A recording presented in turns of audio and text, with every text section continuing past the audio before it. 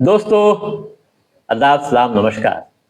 आप देखना शुरू किए हैं आई4जी टीवी नेटवर्क। मैं हूं इंतजारुल हक। आज के इस खास वीडियो शो में हम बात करेंगे पश्चिम बंगाल में सत्ता परिवर्तन के पीछे की पूरी कहानी के बारे में, आरएसएस के योगदान के बारे में। सत्ता परिवर्तन के बाद राष्ट्रीय स्वयं सेवक संघ की भूमिका को लेकर कई तरह की चर्चाएं हो रही है। अलग अलग तरीके से तर्क भी दिए जा रहे हैं। हम आपको यह भी बताएंगे कि 75 साल की तपस्या कैसे रंग लाई और श्यामा प्रसाद मुखर्जी का सपना कैसे धरातल पर उतरी। हम टू द पॉइंट आपको बताने जा रहे हैं।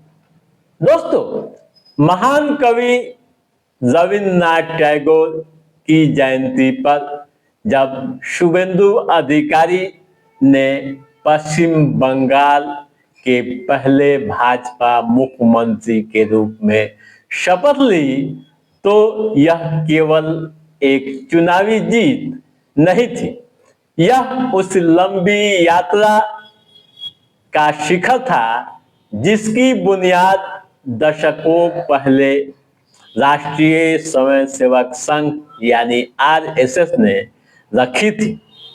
एक समय था जब बीजेपी का पश्चिम बंगाल में वोट शेयर मात्र 4% था। वर्तमान समय में उसका वोट शेयर 45.8% हो गया और बंगाल की सत्ता लेने में कामयाबी हासिल कर ली। तो वर्ष 2026 के विधानसभा चुनाव के नतीजे बंगाल की राजनीति में एक बड़ा मोड़ है। एक समय भाजपा महज 4% वोटों पर सिमटी थी।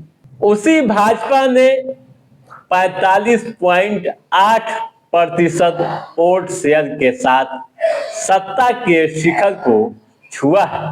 यह बदलाव रातों रात नहीं आया है। इसके पीछे संघ की जमीनी नेटवर्क और साइलेंट मोड में काम करने की एक लंबी यात्रा है, या यूं कहूं कि एक लंबी दास्तान है। विभाजन के जख्मों से शुरू हुआ था यह सफर। आपको बता दूं कि पश्चिम बंगाल में संघ की मौजूदगी चुनावी राजनीति से बहुत पुरानी है। भारत विभाजन के बाद जब पूर्वी पाकिस्तान यानी आज का बांग्लादेश से हिंदू शरणार्थी सीमावर्ती जिलों में आए, तब संघ ने राहत के कार्यों के माध्यम से उनके बीच अपनी पहुंच बनाई।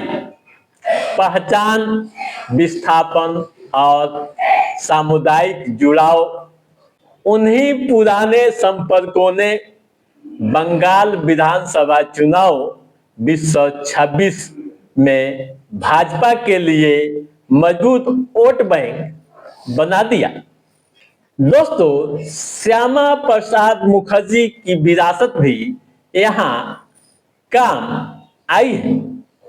साल 1951 में भारतीय जनसंघ के संस्थापक श्यामा प्रसाद मुखर्जी को संघ ने एक बंगाली और राष्ट्रीय नायक दोनों के रूप में पेश किया था। इससे भाजपा को बाहरी पार्टी के थप्पे से मुक्ति मिली और उसे स्थानीय स्वीकार्यता हासिल हुई। वामपंथी दुर्ग में जगह बनाने की भी काफी दिलचस्प कहानी है। दोस्तों, 1977 से 2011 तक बंगाल की राजनीति वर्ग संघर्ष के इर्द गिर्द घूमती थी, जहां पहचान की राजनीति के लिए जगह काफी कम थी। 2011 में भाजपा का वोट प्रतिशत मात्र 4.6% था। 2016 में बढ़कर 10.16% हुआ।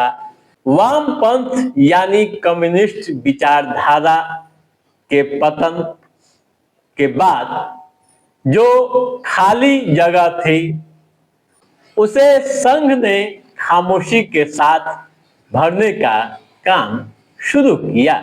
उत्तर बंगाल से लेकर पश्चिमी औद्योगिक बेल्ट तक प्रचारकों ने बूथ स्तर पर काम किए, असंतुष्ट कार्यकर्ताओं को अपने साथ जोड़ा और स्थानीय प्रभावशाली लोगों के माध्यम से अपनी विचारधारा को घर घर तक पहुंचाया।